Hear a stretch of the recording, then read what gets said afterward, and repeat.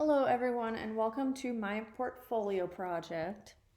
So, to start, what is a needs assessment? The purpose of a needs assessment in healthcare is to gather the information required to bring about change beneficial to the health of the population. It is generally, but not universally, accepted that this takes place within the context of finite resources. So, a needs assessment includes health and wellness of a chosen group of people, their social determinants of health, the relationships between social determinants of health. In this particular needs assessment, we're going to be talking about the determinants of health and their link to oral health disparities, and their culture and how it coincides with their health, and theoretical models to help describe their actions. So, we're also going to be looking at this as a three-phase model. So, the first one is what is. Number two is gather and analyze data. And number three is make decisions. And we will continue talking about that three-phase model later in the project. So, for this needs assessment, I chose to do research on the elderly people of Colorado, meaning those who are 65 plus years of age. And I chose this population because they have many health conditions and determinants of health that can have adverse effects on both their physical health and their mental health, which can also sway their overall health and wellness. They also have many social determinants of health, which we're going to be describing later in this project. And these social determinants of health can alter their oral health, and their culture and their upbringing can also affect the way they take care of themselves. And this age group can also have many behavioral models that can be applied to their situations. However, we're going to be taking a look at two today that I think really relate to this group of people. But overall, all these reasons are why I chose this group, and I think they work really well for this needs assessment because they have a lot of needs. So, some of the demographics of the elderly as of 2016, 13.5% of Colorado's population are senior citizens. So, Colorado has 5.7 million people, which means there are 769,500 senior citizens. The Colorado State Demography Office states that by 2030, there will be approximately 1.27 million 65 plus adults, which is a lot. That's a lot of people to take care of.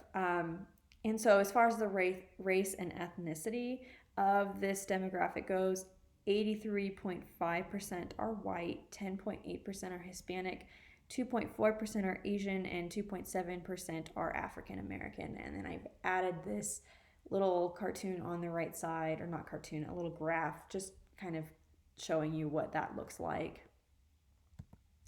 So, social determinants of health. This is really important. Social determinants of health are conditions in the environment in which people are born, live, learn, work, play, worship, and age that affect a wide range of health functioning and quality of life outcomes and risks. So, everybody, no matter what age you are, has social determinants of health depending on how your life is and where you are. So, some of these that I've described for the elderly include availability of resources to meet daily needs. So, this could be safe housing and local food markets, access to healthcare services, availability of community based resources in support of community living, and opportunities for recreational and leisure time activities, transportation options, social norms and attitudes, which could include discrimination, racism, and distrust of government, socioeconomic conditions, which could be concentrated poverty and the stressful conditions that accompany it, residential segregation as well, access to mass media and emerging technologies, so cell phones, internet, social media, whatnot, and then culture. So, I also wanted to identify some underlying factors and their effects on oral health specifically with the elderly, and this is really important as well. Many elderly are immunocompromised, and this can be linked to periodontal disease, as we all know. All these health issues, diabetes, cancer, cardiovascular problems, Alzheimer, could even include arthritis, things like that, are also can be linked to periodontal disease. Many elderly take more medications, which can cause dry mouth, which leads to more tooth decay, which can be a problem, obviously. And they may not be able to take care of themselves. And if they have a caretaker that does not do a thorough job cleaning their mouth, this could also be an issue. And I had an instance like this a couple of weeks ago, which was terrible. The patient had Alzheimer's and had a caretaker that did not even clean her teeth at all. So that had to be addressed. They may not be able to transport themselves to appointments, so they may miss out on dental treatment if they're not able to get themselves there. And a lot of them have dexterity issues. Again, going back to arthritis, they may not be able to brush their teeth well. So this can all affect their oral health. So now I want to go and move into relationships between the social determinants, some of these underlying factors, and then how these all relate to oral disparities. So one of the biggest ones to me is access to care and particularly transportation. The elderly need health care due to health disparities such as the conditions that I mentioned before. However, many are physically unable to transport themselves and rely on somebody else. But what if they don't have any family, or what if they can't afford to have a caretaker? They're probably just going to miss out on their dental visits. It's probably the last thing on their mind. And again, access to dental care, many of them do not have dental insurance at all. So when they hit 65 years old and they don't have this dental insurance, they're probably not, a lot of them don't go to the dentist. And so this will cause them to develop periodontal disease, which can in turn cause or enhance systemic diseases in their bodies. And then access to community-based resources. Many of them do not know that there are public health dental services that give access to dental care, and so therefore they're not going to use them. A lot of those things are advertised online, and many of them don't really have access to, a lot of them don't even have computers. I know a lot of elderly that don't have computers. A lot of them don't have smartphones, so how are they going to know about these things? Social norms. Many were raised to believe that harmful dental actions are actually good and then have therefore caused adverse reactions in their mouth. So a great example is scrub brushing. So many elderly are scrub brushers. Some of them were raised to believe that fluoride is bad, and a lot of them were raised to believe that x-rays are bad. So they could, opt out of these things.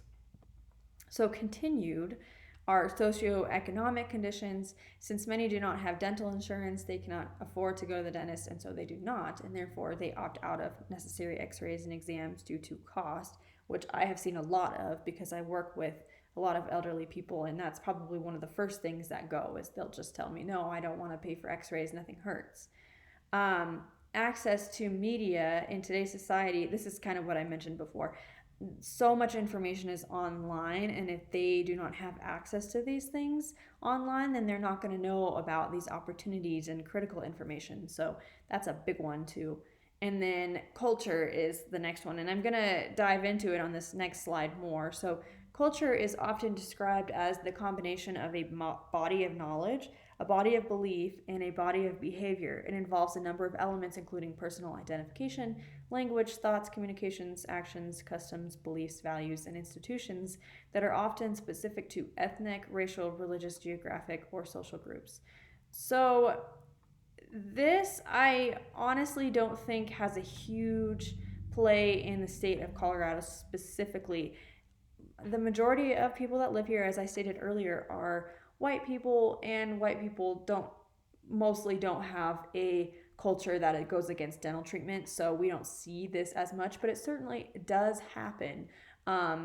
If someone comes from a culture that disagreed with certain practices, it may affect their state of health because they might decline certain treatment. So this can definitely affect people, but regardless of age, whether they're elderly or a young person or whatever, it can definitely get in the way of certain dental treatment that they need.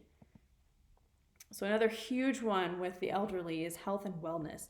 Health is referred to as a state of complete physical, mental, and social well-being, and not merely the absence of disease or infirmity. Wellness is considered an active process through which people become aware of and make choices towards a more successful existence. So this is a more difficult topic